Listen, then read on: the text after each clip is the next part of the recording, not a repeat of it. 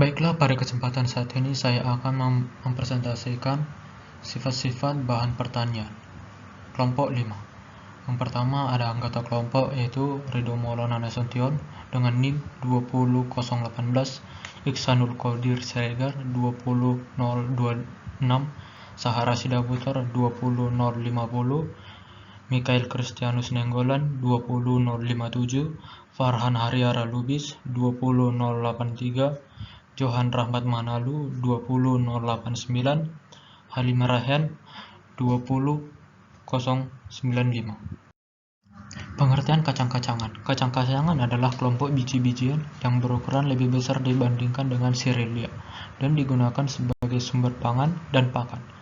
Tumbuhan kacang-kacangan termasuk dalam famili Leguminosa atau sebagai polongan atau berbunga kupu-kupu. Jenis-jenis kacang: kacang koro, kacang kemiri, kacang tanah, kedelai, kacang merah, kacang panjang, buncis, sancalaci kulit, pekue, lakci. Pete, arcis, pala, jengkol, kacang hijau, kacang merah Taiwan, kecipir, kacang edamame, kacang orka, kacang panjang merah. Sifat fisik. Sifat fisik adalah semua aspek dari suatu benda atau bahan yang dapat dihitung atau diukur dan dipelajari, tanpa mengubah sifat asli benda tersebut. Ciri fisik dapat berupa angka, warna, bentuk, tekstur, dan lainnya. Tentu produk pertanian juga memiliki sifat fisik. Dan pada latihan kali ini kita akan melihat sifat fisik kacang.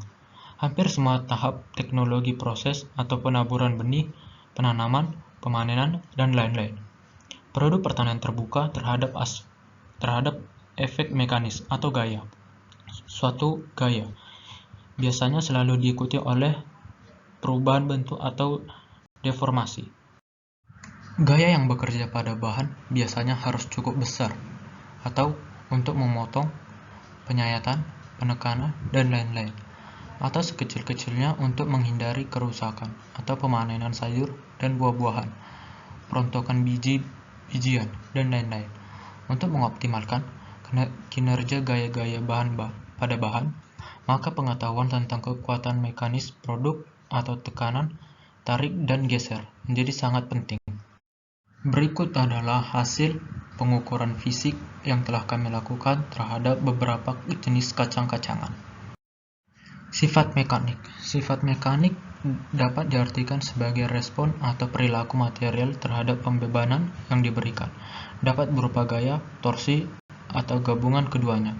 Dalam praktiknya, pembebanan pada material terbagi dua, yaitu beban statik dan beban dinamik.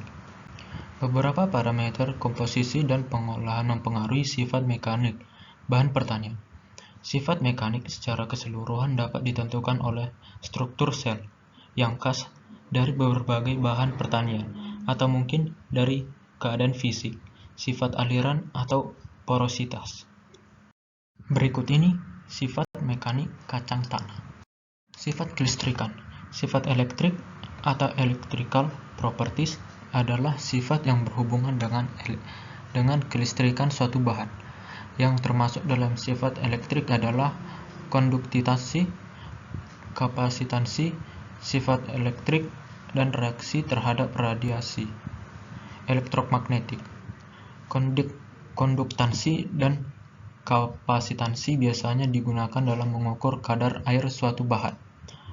Resistansi bisa digunakan untuk meneliti panjang serat kapas dengan tepat, dan dielektrik bisa digunakan dalam proses pemanasan dielektrik. Pemanasan dielektrik adalah pemanasan yang dilakukan sampai dielektriknya hilang ketika ditempatkan di medan elektrodinamik. Pemanasan dielektrik biasanya dilakukan dalam mengeringkan bahan plastik, keramik, dan bahan non-konduktor lainnya.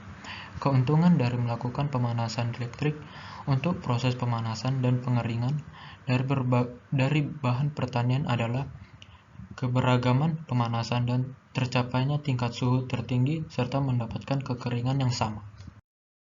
Pengukuran daya listrik dengan ohmmeter, ampermeter, dan voltmeter. Daya listrik adalah energi yang dibawa oleh elektron yang bergerak tiap satuan waktu. Karena ada arus yang mengalir dalam rangkaian, maka akan ada konversi energi listrik menjadi energi bentuk lain. Contoh, arus mengalir melalui filamen merubah energi listrik menjadi terang dan energi panas. Daya listrik dapat didefinisikan sebagai ukuran atau rate pada saat energi listrik dikonversi, dan merupakan kuantitas yang penting dalam rangkaian praktis. Daya merupakan ukuran disipasi energi dalam sebuah alat.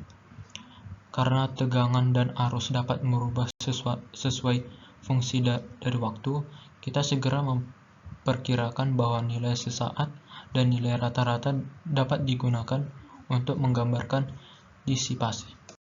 Terima kasih.